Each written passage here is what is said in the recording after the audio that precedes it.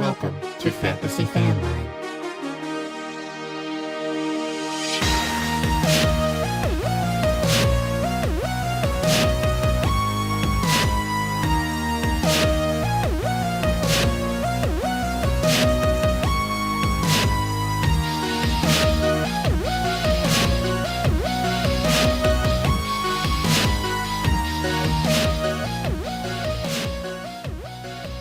What is up, everybody? I'm not too sure what's going on with the audio. That was a weird sound in the intro, but hopefully you guys can hear me all right. We are Fantasy Fanline. Sinker's on the left today. Not too sure what's going on here, but it was a weird week of football, so it's a weird week of Fanline. Sinker, how'd your week go, man? How you feeling out in KC? I feel good, man. I mean, I had a brutal redraft week. I did all right on some DFS, but just a rough week with all the injuries and everything going on right now. But a lot of talk about, man. Waiver wires are going to be hot tonight, so excited to get it going. Yeah, yes, me too. It was just a brutal week of injuries. Again, I feel like we say that every week now. Yeah, it's It been a brutal sucks. week.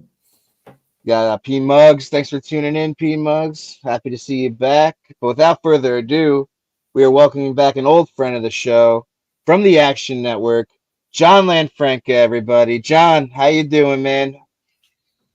Oh, I'm doing great. Just glad to be back on Fantasy Fanline.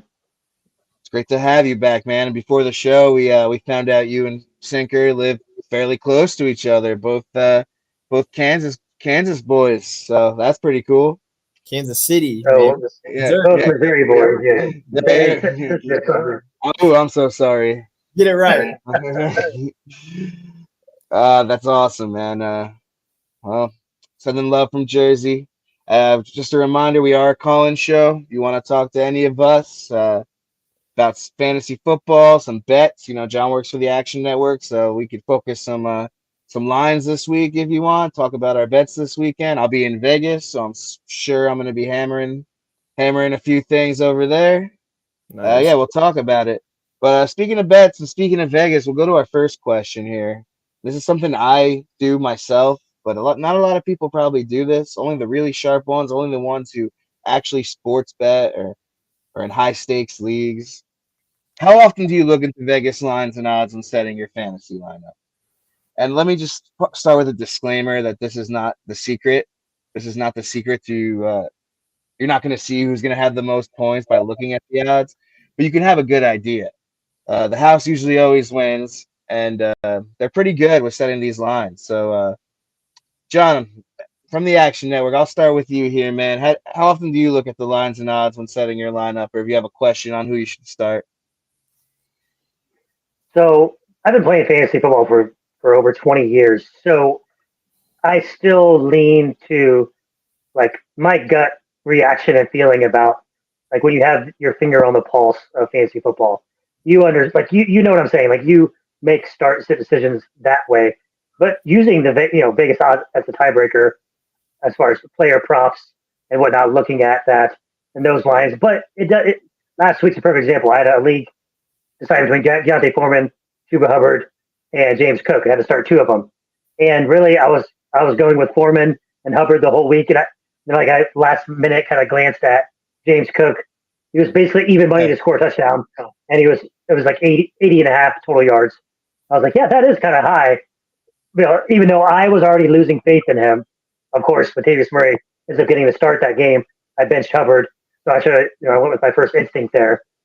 But this question, I actually think you should kind of reverse it, because if you play a lot of fantasy, I think you are the best candidate to do well betting player props. If you play enough fantasy, like you kind of have that feel for like the positive regression, especially if you are watching games, see like unrealized air yards, or just to kind of get that feel for playing time, being so focused on your individual player that you might actually have an edge in the player prop market over Vegas in that regard. As far as using it to start my lineup, I do use it as a tiebreaker. Like I said, especially if it's like I'm deciding between two guys, one total is 42 and a half and the other one's 51 and a half. I'm probably getting the player in that has a better chance, to be in the higher scoring game. Yeah, for sure, man. And I totally agree with you. Like we've been we've all been playing for a long time now, and like at the end of the day, you got to trust your gut over everything, over the props, over the lines, over the stupid projections you see on whatever you play on, Sleeper or Yahoo. You got to roll with your gut because the worst feeling in the world is going against your gut, swapping that player out, and that player going crazy on your bench. I'd rather go with my gut and fail than go against my gut and go with Vegas or go with the experts and go against my initial decision. That's the worst feeling. But Sinker, do you look at odds at all when you set your lineup, or you just kind of roll with the punches and trust your gut feeling? Yeah, I mean, like I think early in the week, like right now, especially when we're having discussions about waiver wire and stardom situms, when you look at the line and what Vegas has your team total at, I mean, that's kind of a deciding factor for me. So if I'm in between the two, I kind of look at what the team total is. If Vegas thinks it's a shootout, I think it's a guy, gives a little edge over something that I'm looking at, but I don't lean too much into it. I mean, it typically, like you guys said, you've got your guys, you kind of have a good idea of where you're at in the fantasy world. So just sticking to that. But if it's a tiebreaker, I will go there and look a little bit. Awesome. It's just another tool you can use to, help impact your decisions. But, as I said, as a disclaimer, do not live and die by the Vegas odds and lines. Always go with your gut, especially if you've been doing this for a while. You know how fantasy goes. Trust yourself. We got a good question from P Mugs coming in about James Cook. Latavius Murray. It was a scary injury. Good thing he's okay. I know there's talks about bringing in Lenny Fournette. James Cook, we wanted him to be an RB2 when he drafted him. You wanted him to be an RB1. He's had a one or two solid games, but he just hasn't done what you drafted him to do so far. But is this Bills team overrated? Besides Diggs, man? Like, is that the case right now? I called that, man. I called it. Yeah, you did say that. I mean, when you're struggling to beat my Giants, which for the record, my Giants got robbed. They held Waller twice. Whatever. We won't talk about it. I know we should have scored at the end of the first half. It is what it is. We were 14.5 dogs, and the Bills struggled against my Giants with an offense that can barely move the football. So I think this offense they're gonna have their games. They have a great defense, but obviously James Cook's stock goes up with the injury to Latavius Murray, but I'm kind of panicking a little bit. I'm not full blown panic on James Cook. He's still a guy that's going to get his touches, and that's what you need. You want a guy to get his touches in his offense, but yeah, I'm panicking a little bit as a Cook owner. He's the RB18 right now, so he is an RB2 at the moment. I don't think he's going to finish as an RB1. As a fantasy owner, I'm just hoping he does finish as an RB2.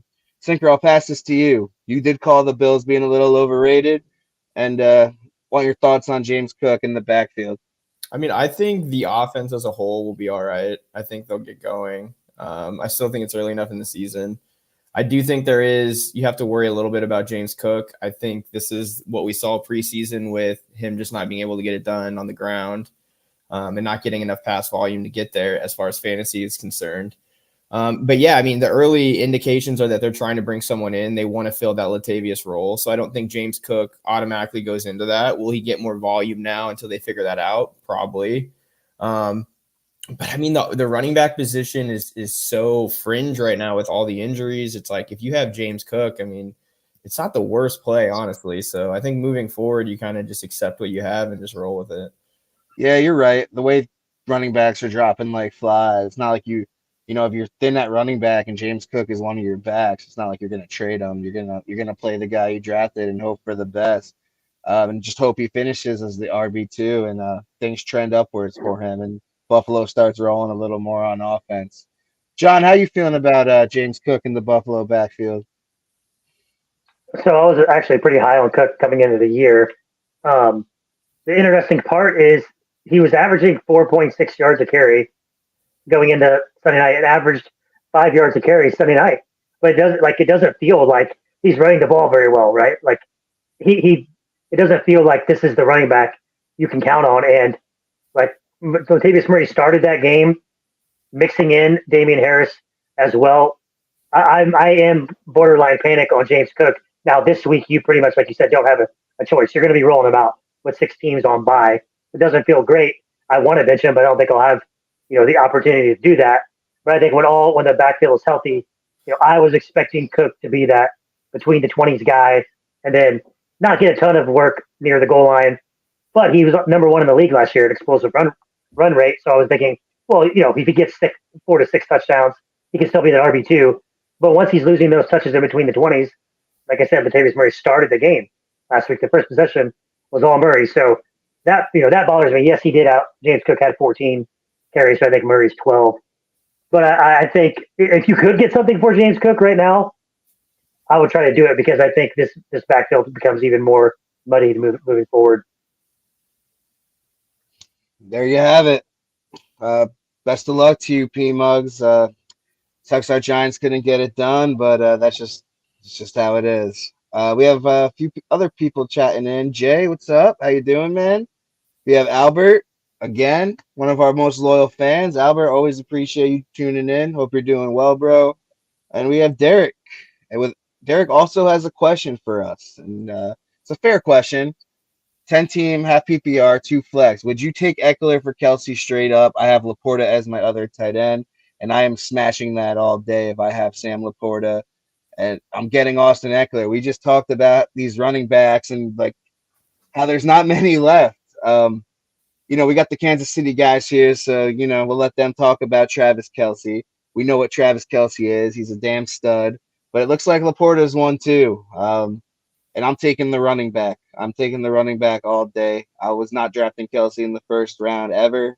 I know, like, it won people leagues who did it last year, whatever. I'm taking the back. And in this case, I'm taking the back too. It's just an easy smash for me. I don't know if you guys agree with me. The Kansas City boys, how you feeling about this trade? I'll pass it back to you, John.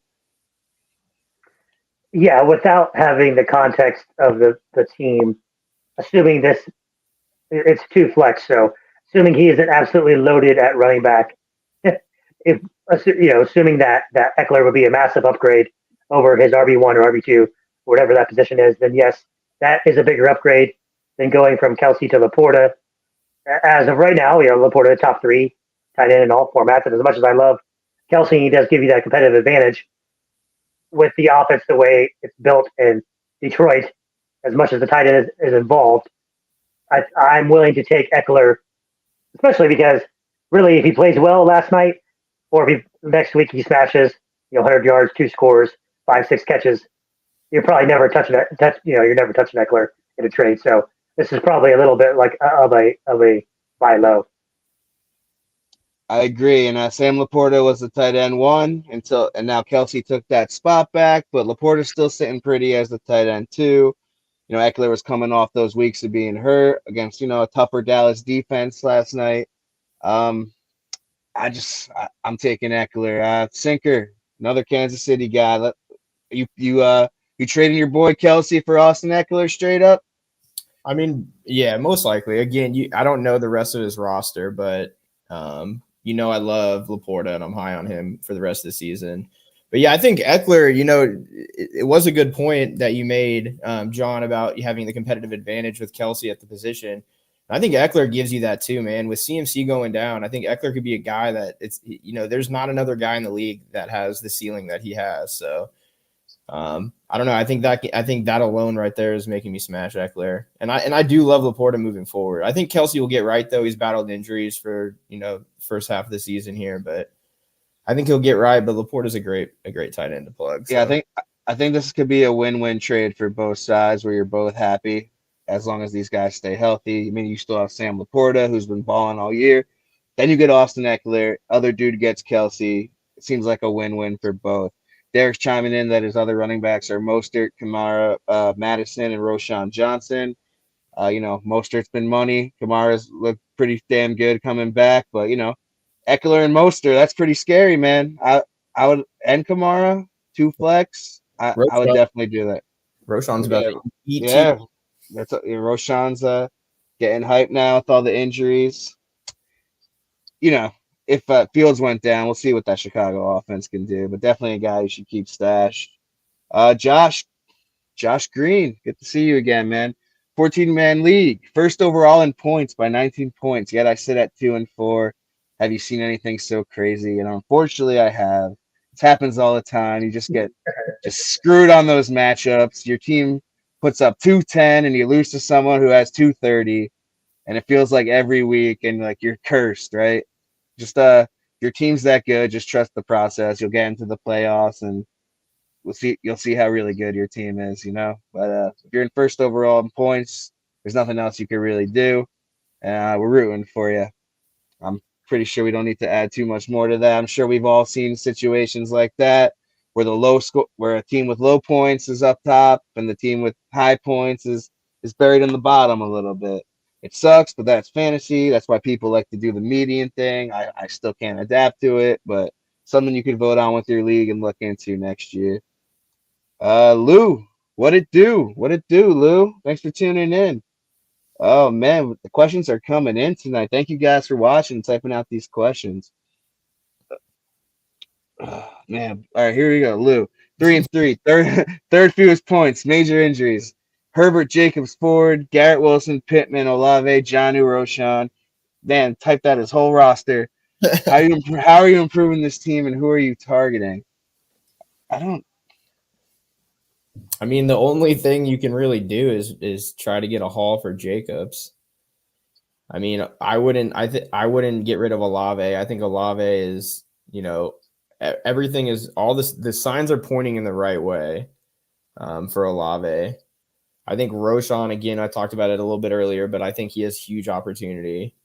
You can't I don't know. Jackson Smith and Jigba, if you could get someone for him, because he's a great hold if you're like winning, but right now you're 3-3. You're 3-3. It's not terrible, man. I don't know. I wouldn't make any drastic moves really. That's just my take, but yeah, I don't think I'm panicking that much with, Herbert and Jacobs, Garrett Wilson, Zach Wilson looks to be turning it around. Sorry to all you Eagle fans. Jet up. I was a Jet fan this weekend temporarily. I love to see it. Olave, he was banged up, but I agree with you, Sinker. I think brighter days are ahead for him.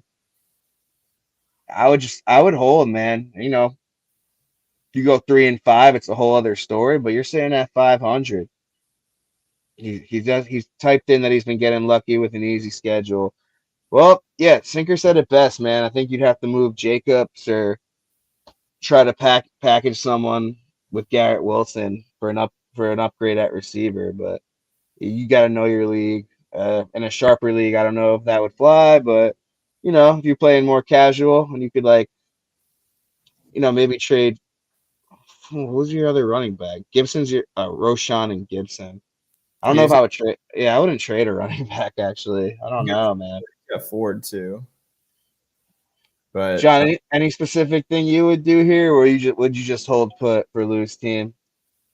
I think you'd be selling too low on any of those receivers. Actually, the only move I'd make, because I think the Jonnu Smith is starting to die off. I was going to get into that later about his target share has decreased in 4 straight weeks. Is that you really want to? Because your goal is to win the league, right? You're going to need Roshan to hit. So I actually think the guy you would trade is Jerome Ford. Kareem Hunt was more involved last week. He actually looked a little better. If you could trade Ford for a tight end now, this is a perfect case scenario that someone in your league would have 2 good tight ends. But that's probably where I would look, just because you're going to need Roshan to be a hit anyways. And I don't think Jonnu is a long-term starter at tight end, even though he's looked good through 6 weeks. Yeah, let's get Derek and Lou in a league there, and we'll settle this for them. Settle the score. Since he's got 2 tight ends. All right, let's keep it pushing. Let's keep it pushing to some other mailbag questions. Thanks for the questions, boys. Appreciate it. But let's, bye week hell. It's here. So what quarterbacks are you streaming this week? Sinker, I'll kick it off to you, man. Who do you like this week at QB as far as streaming? Number 1 for me, Sam Howell. Pretty straightforward with him. The Giants defense, sorry, Sanchi, it's worst in the league at sacks, 5 sacks on the quarterback on the season. 21st ranked defense against opposing quarterbacks. I think it's a good matchup. I'm a little worried about the Commanders, their offensive line, but I don't know. He seems like a safe play there. Also looking at Joshua Dobbs, he rushed, at least 40 yards in the last 4 or 5 games. It's not a sexy play by any means, and I know Seattle has a good defense. But if you're desperate, man, it's a plug for me. And then I'll get real low on this one. I think Brian Hoyer has a little bit of a plug. Oh, oh, I love Devontae Adams. I love Jacoby Myers. I don't know. I just think it could be a sneaky little play. It's not sexy by any means, but if you're like in my leagues, man, like especially in Superflex, Hoyer's probably not even available. Everyone's taken, but that's more of like a Superflex play if he's out there and you really need a quarterback. yeah, I do love the Howell pick. I really do. I said this for the last few weeks, but if Matt Stafford's still on your waiver wire with Cup back, something's wrong. He should be rostered right now. But you should definitely go check. I'm gonna be a homer, and if Daniel Jones plays against the Commanders, I think this is any week all year. This is the week you got to play him. He has a great track record against Washington, man. He looked like crap for weeks and weeks. Then he gets that Commanders matchup and he ends up balling out. Obviously, you got to check the health. It's a 1:00 game, but if you're really desperate, I would take a gamble, man. I would definitely play Jones over Brian Hoyer. If you wanna side bet that one this week if they're both starting, but I'm betting quarterbacks, man. Yeah, obviously not sexy. But that you took Howell, so I'll say Jones. I think those games typically have a high scoring outcome from what I've seen as a fan. And if there's any week you're gonna throw a Hail Mary at any of them, it'd be this one. John, anyone we missed out on that you're streaming? I think you guys hit the names I listed. The other one that I like, and I was going to say hold your nose, but you said Brian Hoyer, so I don't feel nearly as bad, is Jordan Love. I mean, Broncos defense is historically bad, 32nd in pass defense DVOA, which is a good metric to look at. And this is the first week he's coming off a bye, and this is the first week that Jordan Love will have his whole skill player roster healthy. Aaron Jones played in week 1, but Christian Watson didn't, and Aaron Jones has been out since. Obviously a big part of the receiving game. So Watson, Dubs, Jaden Reed, Aaron Jones, all healthy against a bad defense. Total is 44.5. Now, not super high, but not low. So I think Love is a decent streamer, a little bit of rushing upside as well. Yeah, it's a good one. Only 66% owned on Sleeper, so he's definitely chilling on a lot of waiver wires, and it's hard to bench anyone against Denver. If there's a week to play Jordan Love, this might be his biggest week of the year. Glad you called that one out. I missed that one. How about this guy? Kyle Pitts found the end zone. Are things moving up? Is he a trustworthy starter moving forward? And I'm going to say no. He's definitely not trustworthy. But what else are you going to do? You're not cutting him, right? You're not cutting Kyle Pitts. He's not trustworthy. You love to see him score last week as a Kyle Pitts drafter, but you're not expecting that again. If he starts getting in a rhythm, then maybe we could start trusting him a little more. But definitely not a trustworthy starter, but someone you're gonna have to start regardless. Sinker, you agree? I don't know about. I don't think you're ever going to trust Kyle Pitts until he really gets going here. But Exactly. I definitely think he's a starter, man. I mean, so Atlanta has more passing attempts and rushing attempts in 3 of the last 4 games. It's important to know because at the beginning of the year, we were sitting in here, Sancho, you and I were talking about this is a run first team. They're just going to run the ball the whole year. So trending up as far as that goes. And Kyle Pitts, since week 3, has the most expected fantasy football points at the tight end position in half-point PPR. So that looks at everything, air yards, targets, everything like that. John touched on it a little bit earlier. Jonnu Smith is starting to not become, what he was early on in the season. I think they're starting to get Kyle Pitts involved more. He's creeping close to 20% target share on the year. And remember, he was awful the first couple of weeks. Yeah, I mean, I don't know if I trust him moving forward, but if I have him, I'm probably playing him at this point. Yeah, no other way to put it. John, you agree with that? You drafted Kyle Pitts, you kind of have to start him unless you got lucky with a Laporta or something. Like, So I'm gonna make the case that he is fully trustworthy moving forward. So in my main league, I actually traded for him after week 4. Not that I'm even a Pitts truther, but just the market on him was so low, and then I immediately started him actually over Darren Waller, which I did the last 2 weeks. It worked out. He's had 2 good games. Like I said, Jonnu Smith's target share last 4 games, 21% down to 20, down to 18, down to 11. That's why I actually think Jonnu Smith's kind of a sell high because he didn't score last week. And then Pitts has 30 targets in the last four weeks. And two of those games, he had a 9-target game and 11-target game. How many tight ends in fantasy can even get 9 or 11 targets? It doesn't even happen at the position very often. Even Laporta really isn't getting peppered with targets. He's just in a very efficient system. And we keep talking about him, but let's move farther down the list a little bit. It's thin. It's really thin. I like Darren Waller. We saw 2 weeks ago against the Dolphins how he could look when he's really involved. But when they need him to help out with the offensive line, he's probably blocking a little too much or chipping too much, and his route tree suffers because of it. So I just don't really see a lot of good options that could get you even 30 targets in a month span. And right now, Pitt's getting healthier, and like you said, the Falcons' passing game surprisingly is a touch better than I think we all expected coming into the year. So for all those reasons, I actually have Pitts as a top 5 tight end the rest of the year. Kind of a bold take, but I'm going to stick with it. that's fair. You had great points there. Even Drake London having better games as the weeks go on. Still think Ritter's garbage, but the points are still there, and that's all we care about in fantasy. So you heard it here. Kyle Pitts, top 5 tight end moving forward. I like it. I love it. I love it too. We talked about the injuries. We got to get into this. It's a big waiver wire week. So, what are your favorite waiver wire pickups this week at each position?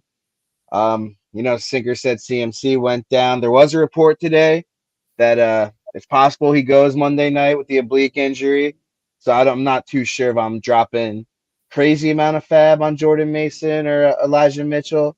I think I prefer Mason over Mitchell the way they use them. I know Mitchell's been there longer, but Mason, he looked good. He looked good a couple weeks ago when they pulled CMC. He outsnapped Mitchell last week.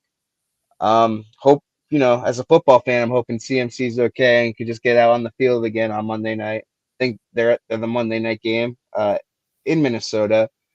But I actually, I prefer Zach Evans over both of them as far as running backs this week. No one on the Rams backfield can stay healthy. It's a big hit. Kyron Williams got banged up.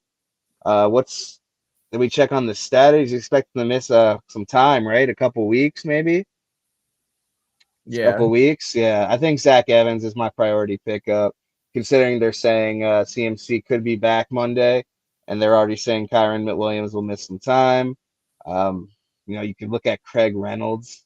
Ugh. With Montgomery being out, but wide receiver, I'm not too fond of anyone. I mean, shout out Julio Jones for getting a contract from the Eagles today, but you're not looking at him for fantasy purposes. You can maybe stash Lenny Fournette for cheap if you have an IR spot. If you think the Bills will actually sign him and use him, again, not pretty. So and if Wandale Robinson on the Giants is still chilling out there, he's getting more and more involved, and he looks to be the real deal. I think he's great in PPR formats, even with the horrible offense. He's going to be involved in their offense moving forward. I think he's a good one at receiver, but it's slim pickings this point in the year. So Evans, San Fran running backs, Wandale, if he's there, pretty much it for me. John, how you feeling about the waiver wire this week, man? Who are you looking at? Oh, it's a gross week, no doubt.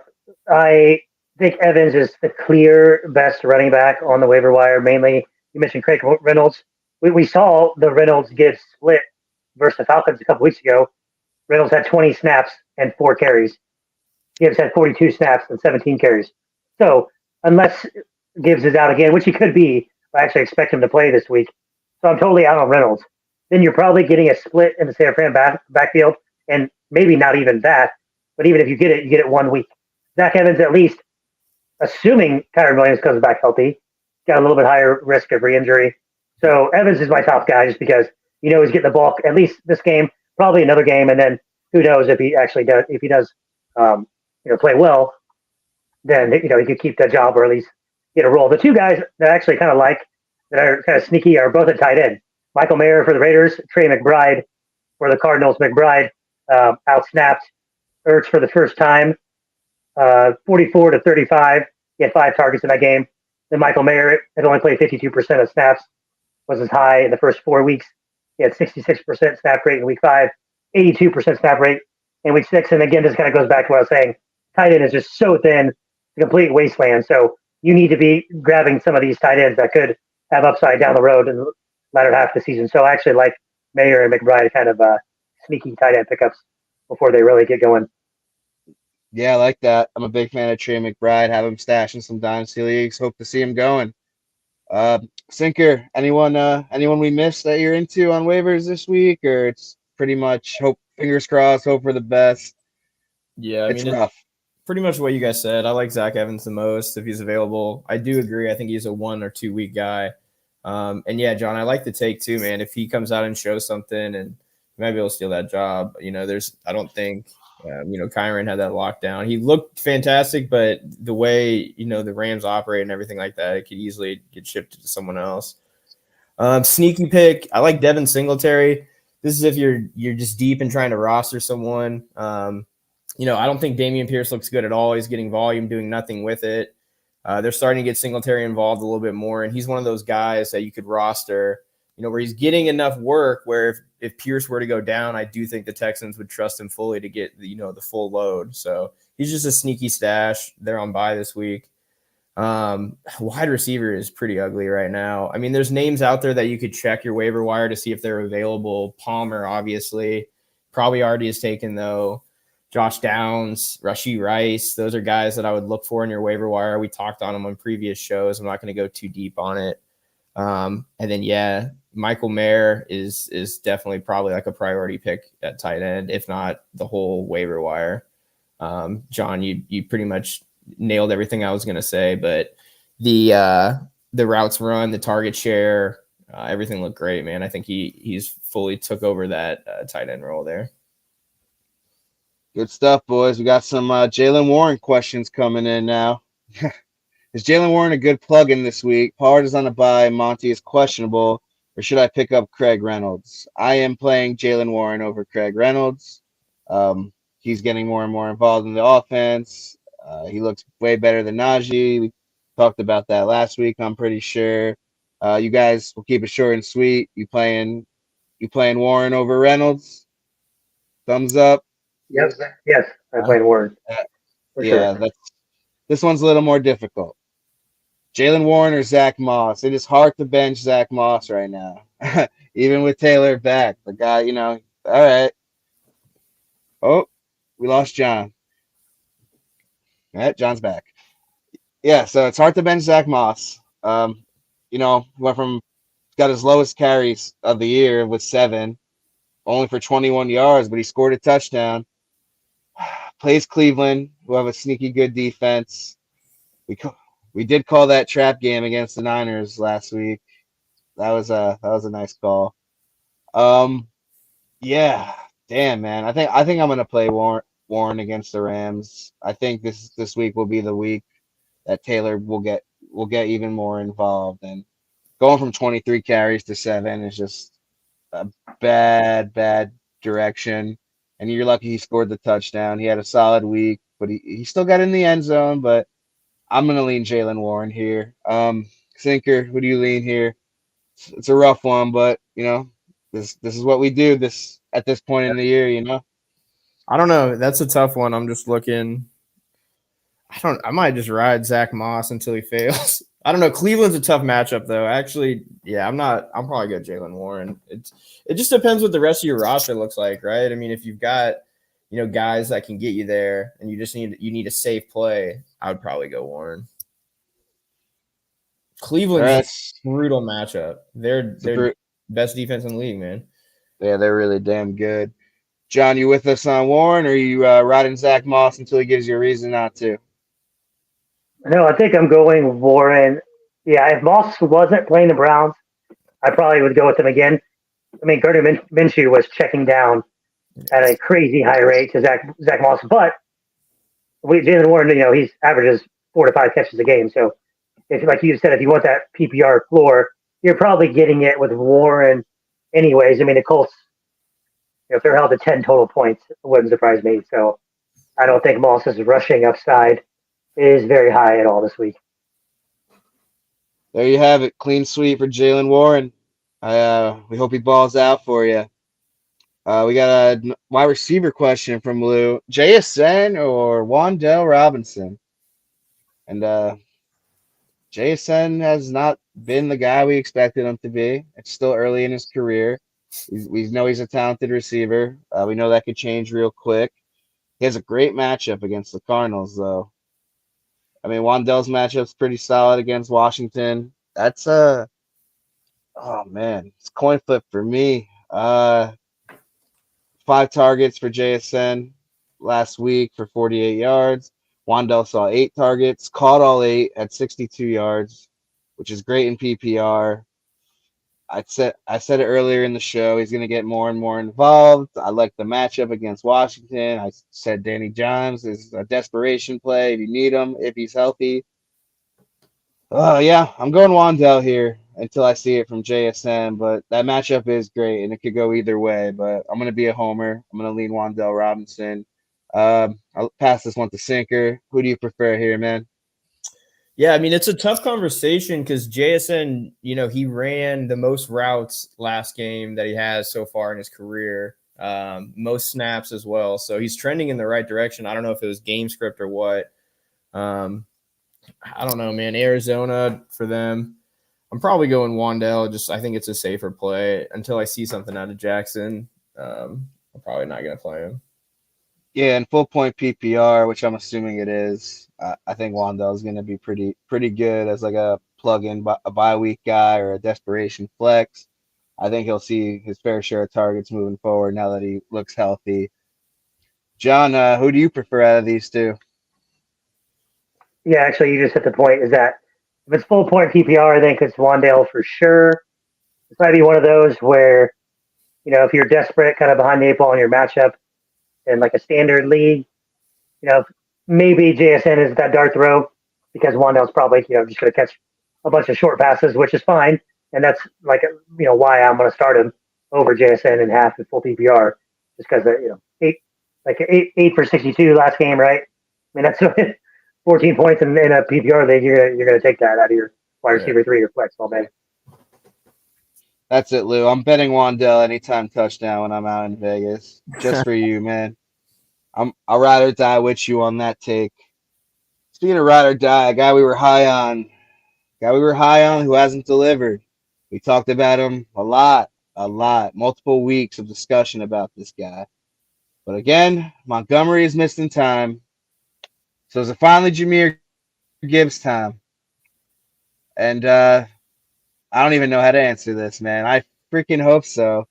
What I realized is that, Campbell want Monty to be the guy to get this crazy workload, but can he handle this crazy workload? He's already been hurt twice. I mean, he has a whole injury history in his career, and they want him to be the workhorse, but his second injury all year, and obviously Gibbs can't be a workhorse, but maybe David Montgomery gets toned. This is a team with playoff aspirations, and maybe that workload gets toned down a little bit till the games start mattering more and more to them later on, and Gibbs finally gets his burn. I'm not all in on saying Jahmyr Gibbs is about to break out this week, but you're probably going to play him. with all the bye weeks and everything else going on and a Montgomery injury, unless you're like fortunate enough to have a bunch of stud running backs, you're probably playing. So as far as it being Jameer Gibbs' time, I'm gonna say no. But I'm hoping that that'll change after a week or two. I know I'm putting him in some lineups this week. Montgomery's not if he's healthy. You got to obviously check on his injury. He's coming off an injury, so that kind of sucks. You don't want to play a guy like that coming off the injury. But Montgomery's hurt. So what do you guys think about Jameer Gibbs? Like I feel like we talk about this guy every week. Is he finally gonna get it going? John, I'll pass this one to you, man. I think he was starting to get it going, especially in that second half versus Atlanta that I referenced, where he outcarried Craig Reynolds 17-4. So I just, like you said, I don't think it matters because you're going to have to play him this week, almost for sure. I mean, let me see a roster out there where you could safely bench Jameer Gibbs. It's going to be tough. So you're going to roll him out there. You're going to hope that he's healthy, which as close to the best as they've played it with Gibbs, barely working him in from week one. With Dan Campbell's been very cautious with him. I don't think they'd bring him back if he wasn't healthy with that hamstring. So I don't know if the production will be there, but I know you're probably gonna have to play Gibbs, and this will probably be the one of his best opportunity games as far as total workload goes. Am I feeling a Jameer Gibbs anytime touchdown in Vegas too? Maybe parlay it with the Wandell. Be real. I'm talking crazy now. Let's stay on topic. Sinker. We talked about this dude a lot. Is he gonna get it going? Now's the time, right? Like it's like pretty much. I feel like it's now or never. Like if they're not gonna use him, like he should be used now. With Monty down again.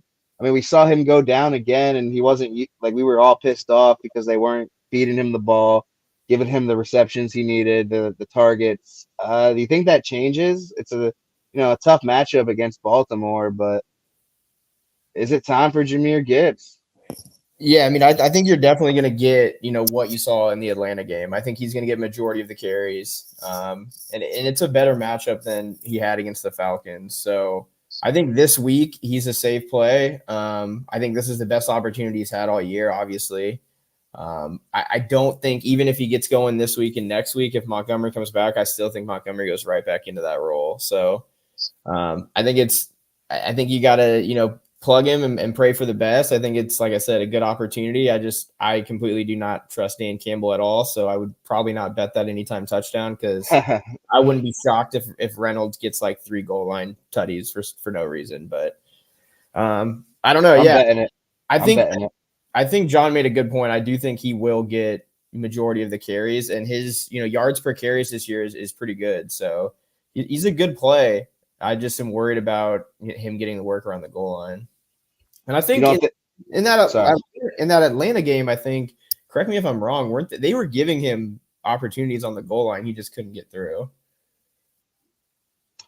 I have to go back and check that, but even if I did watch the highlights and I saw that, I wouldn't be happy. So maybe I won't even go check that. I have too much. So I was watching. But we're moving forward. We're hoping it is time. I'm gonna bet the damn touchdown. I'll be in Vegas. Who cares? I'll go crazy if it hits. We're all rooting for Gibbs. It's now or never. Please, please. Speaking of a guy that we were pretty much writing off, but not so much anymore, is Drake London startable? Absolutely, he's startable.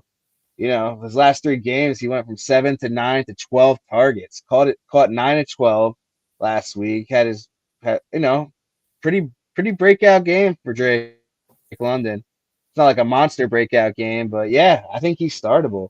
We just talked about how Atlanta's passing way more to all our surprise, and as long as they keep that up, I think Drake London's a guy you should have in your lineup. It's only positive trends for Drake London. Obviously, if you have a bunch of stud receivers and got to leave them on the bench, that's okay. But if you're desperate and you have Drake London, you're gonna play him. He's a 22-year-old kid. He's only getting better, right? Yeah, he's definitely startable. You agree, John? How do you feel about Drake London? Yeah, I was actually pretty high on London coming into the season. So this is kind of one of those things where in fantasy we drafted Pitts and London, respectively at their ADP during the offseason with the thought that the target share to be so narrowed for the Falcons. And again, they're passing more than we expected, which is great, which is another bonus here. But we kind of expected most of the targets to be funneled to Pitts and London. And we kind of saw a month of when that didn't happen. But I think we're headed back to that being the case, and maybe the market kind of overcorrected to being down on London and Pitts, where I think really it was just kind of some weird spots, some odd games, and yeah, Johnny Smith was involved or Matt Collins a little bit, but I think we're getting back to that that narrow target shares, and that's why I'm actually pretty high on Pitts and London, at least to match kind of where we drafted them during the summer. For sure, things are definitely looking better for those pass catchers in Atlanta. Sinker, have you seen enough to feel good about putting London in, or you're still a little skeptical on it? If you have London, man, I like it. Fire them up. I mean, the targets that are coming that way, the way the offense is moving. Yeah, I agree with everything you guys said. So I would definitely begin to start Drake London. Here's a great question from Lou again involving Drake London. Drake London, Devontae Smith, Chris Olave, and Puka Nacua. Start 3. Think I'm leaving London on the bench here. Devontae Smith's my guy. It's been a rough few weeks for him, but he's playing Miami. And Miami's going to score points. So, and I know Philly's pissed about losing to the Jets. I think that's going to be a great game. Probably the game of the week, in my opinion. I'm putting Smith in. I'm not benching Puka after one rough game that they were up big against the Cardinals. He's still going to be involved. And I just don't have it in me to bench Olave for Drake London right now. I just can't do it. I know, it looks good if you want to play London over Olave, but I'm not going to be the guy leaving Olave on my bench when he finally has his monster week. So it's Smith, Olave, and Puka for me. I wouldn't be mad if you swapped Olave for London if you were scared how Olave looked the last few weeks. Just couldn't be me. Pass this to you, John. Who are you starting out of these 3? Yeah, actually, 100% agree with what you said. I think it comes down to Olave and London. Do not bench Devontae Smith. I think he's going to go on a tear. He had 137 unrealized air yards last week. Just a couple of terrible drops, which we've really never seen from him. So I'm not too worried about it. I probably am sitting London here. This might be one of those where I kind of go back if I can catch some of Olave's routes and whatnot last week to see if he's fully healthy. I know he had that toe flare up in pregame 2 weeks ago. But if he's looking fine again, I know he plays Thursday night. Not the easiest matchup either, but I think I'm still rolling with Smith, Olave, and Puka. Sinker, you agree, or you bench any of those guys for Drake London? I know you were on the sell Puka high train. He had a rough game last week, so mini victory lap. Nah, Puka's gonna be fine. We'll see. No, I mean that last week, that was just a dud. He's still, his target share and everything else is still there for Puka. So I'm going right back to Puka. Yeah, I don't want to talk about the sell high anymore. Let's move on from that. No, I mean, yeah, I agree. So I'm going Smith, Olave, Puka. Yeah, it's a clean sweep, and Lou, it's obviously a great problem to have. Those are 4 really damn good receivers. So congrats for drafting well, man. Let's move into the trade deadline. What fantasy relevant players you predict will be traded at the deadline? Like I said, let me look at my crystal ball. Devontae Adams. I mean, they've been talking about him for a while, but they're winning games now, right? Raiders. I don't know, man. This is a tough one. Sinker gave me this question, and I'm just like, damn, man, what the hell am I supposed to say to this? Who do I think? I'll say Devontae Adams to the Jets, because that's what my Jets friends would want me to say. Wasn't too prepared for this one. I'll just eat my L. Sinker, who do you think's getting traded? Yeah, I mean, so some of the obvious ones that were trending before the season, I think Mike Evans is still, a trade candidate, and I still think he'd be available. That's a good one. They didn't extend him. They're not going to keep going with him. So just depends where they're at. See if they want to get something for him. I think Marquise Brown might be an option. The Cardinals they're doing better than what I thought they were, but I still think, they're not fully set on their future. They might move on with him, get draft picks, and try to get the rebuild going. I heard rumors of Derrick Henry. I'm just not buying it. I don't think that the Titans will move Derrick Henry, but the Titans are the same team that traded A.J. Brown for Treylon Burks. So, don't be surprised if Derrick Henry gets moved. But yeah, I'm not buying the rumors. I think those are the three really all that I could come up on top of the mind. I would love the Chiefs to try to get a wide receiver, but I don't think they will. I think they're content with what we have. So, I mean, we missed the obvious one. Thank you, Lou, for reminding us. This is the one that's actually been talked about. Jerry Jeudy. He said to the Colts for a fifth. I don't know if a fifth's gonna get it done, but yeah, that's the one they actually been talking about, and it completely slipped my mind. So yeah, that one is the most realistic. We're playing like Madden franchise right now with our thoughts. We're just trying to see who we can see. The Evans one, yeah, it's possible. John, you think anyone's gonna get traded? Any big names? Fantasy relevant players? No, I think you guys hit it all. I always feel like especially like the Mike Evans situation, we're like, well, if the Bucks aren't doing well, they'll try to trade him. But I feel like coaches never never think that way, or GMs like don't realize that yes, you should be trying to trade your 30-year-old receiver if you're out of the playoff race. But the Bucks, started the season pretty well. Evans, was playing well. Baker is playing well, so I feel like they're not going to be giving up on it on this season anytime soon. If they were, 1-4, 1-5, maybe they would consider it. But yeah, Judy, I do actually think that's probably the most likely, and I think he could make an impact somewhere, but you just never know. Yeah, wait and see. Maybe we'll get some spicy trades.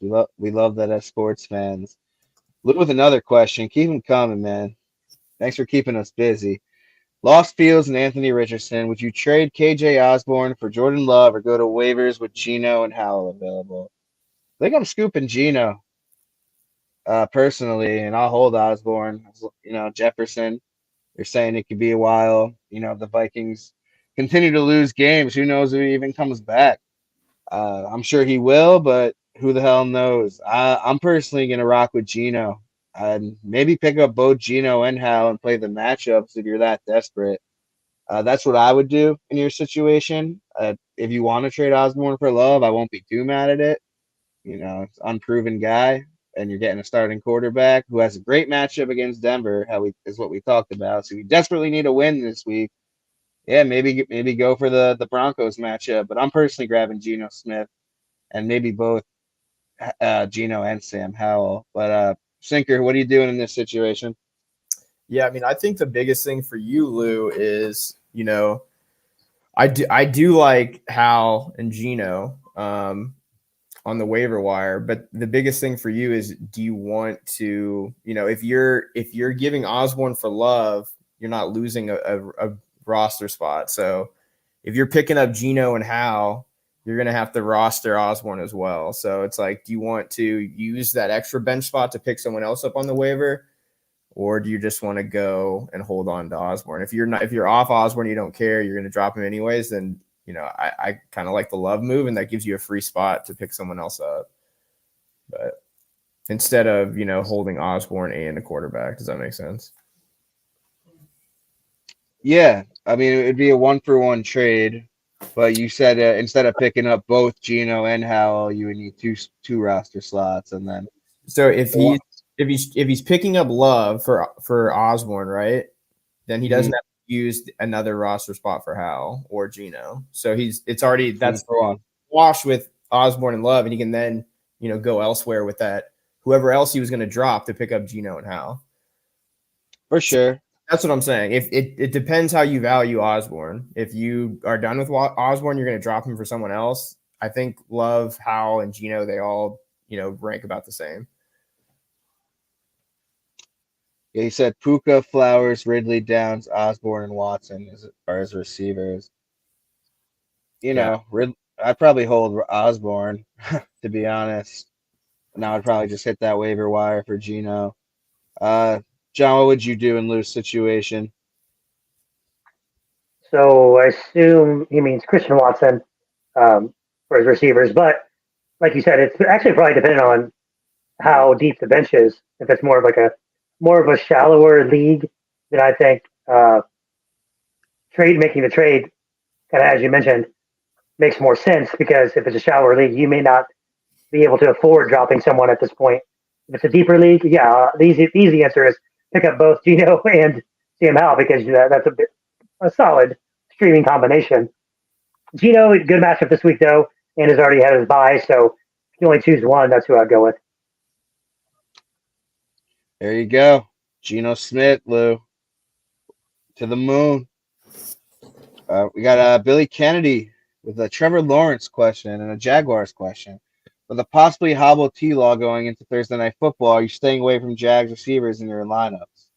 I don't know if I'm staying away from Christian Kirk, who's been outperforming Ridley. I don't know what crazy lunatic could predict something like that preseason.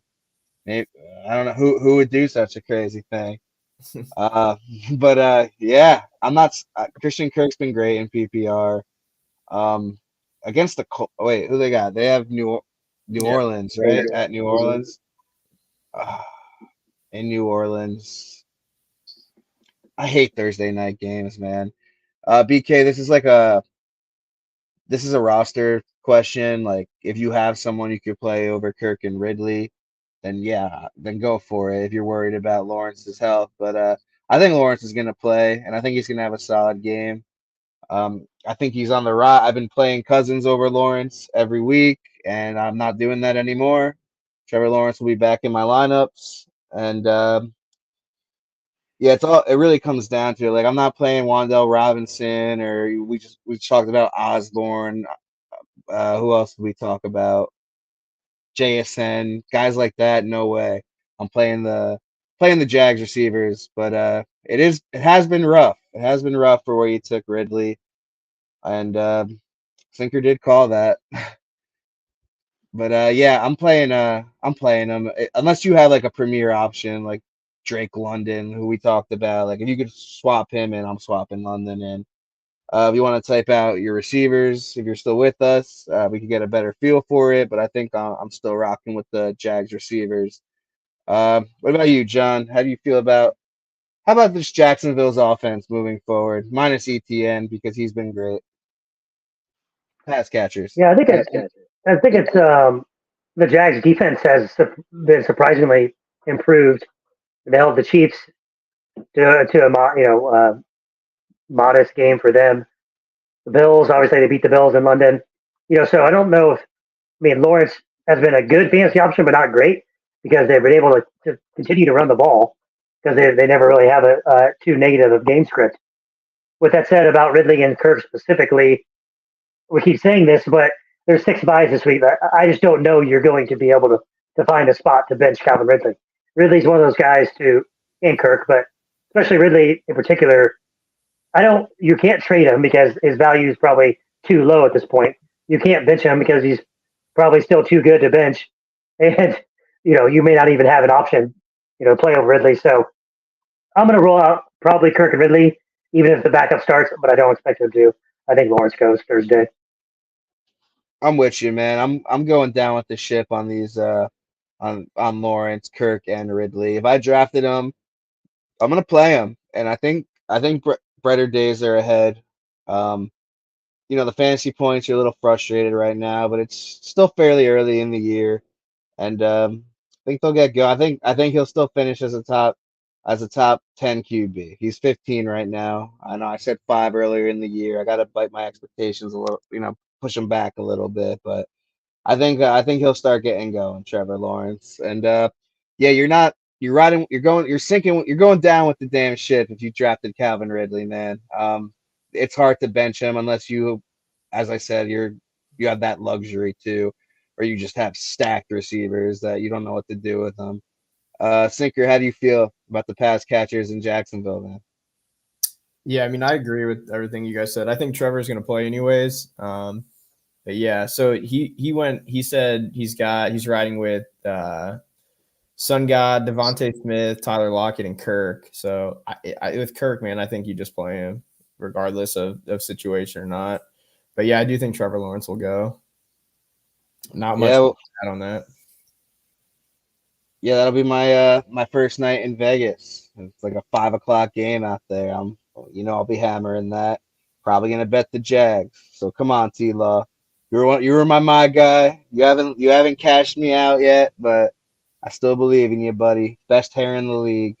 Let's do one more question. We're out of time now, but we'll get into one more dynasty question. And a guy people were high on moving, earlier in the year, a guy who has his opportunities with Mike Williams hurt, who's just not delivering.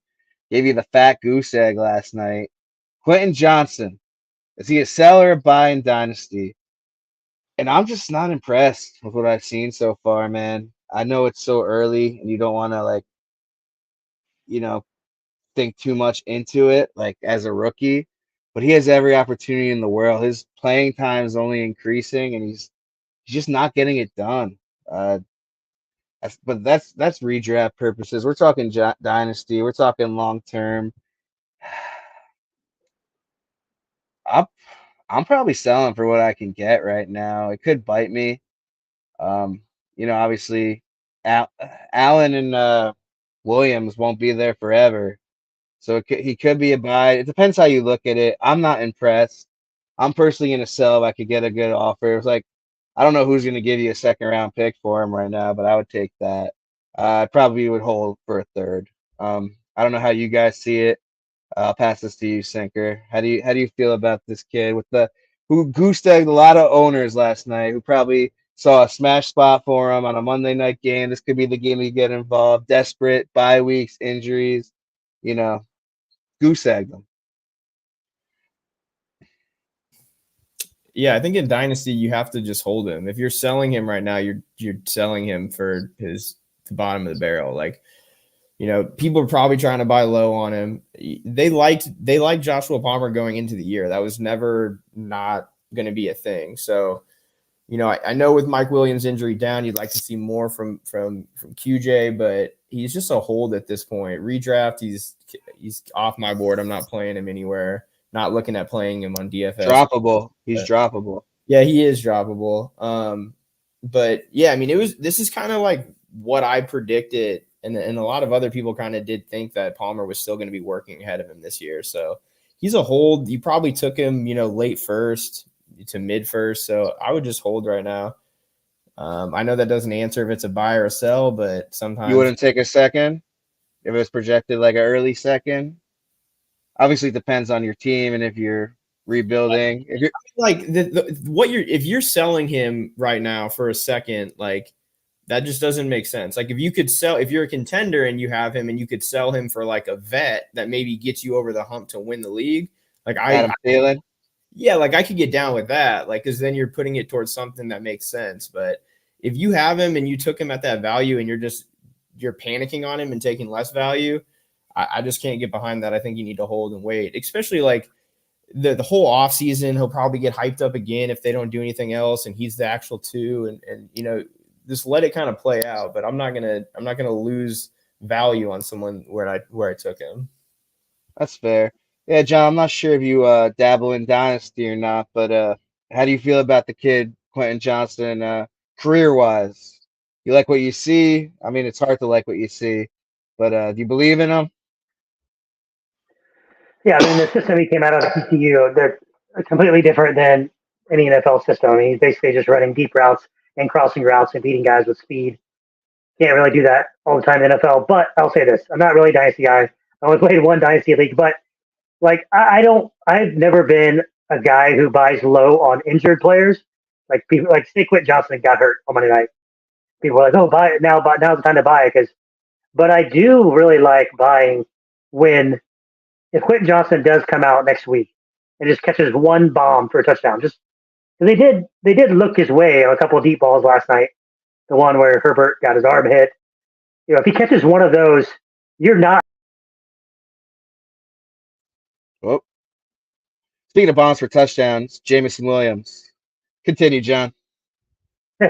So you're not gonna be able to buy as low as you would if he has one or two good games. So this when I think a player has reached the absolute bottom of the market, which is kind of like what I was referring to with Pitts earlier. I feel like we're there with Quentin Johnson. I mean, he cannot have looked any worse given his opportunity thus far. So like now's the time probably to send an offer out and try to buy him. There you have it. Well, time flies when you're having fun, gentlemen. John, we appreciate you hopping back on the fan line, man. You want to take a few minutes, tell the audience what you're about, where they can find you, what everything you do. Floor is yours, man. Yeah, so I'm at the Action Network. Download the app if you don't have it. I do fantasy football start sit on Thursday nights. All this information is free. So there's stuff behind a paywall, but everything I write will be free. I do 1 to 2 game previews and handicap a game with a pick for Sunday, and then I give out a best bet normally for Thursday night football, Sunday night, and Monday night. Like I said, all of it's free. We have a lot of sharp handicappers there. I have a long winning track record, so you could follow some of my picks in the app too. I don't have it synced to all my books, but you can see what I'm betting through PointsBet. So it's all transparent and it's all free. So be sure to download and check out the Action Network. You heard it, folks. You want to win some money? Action Network.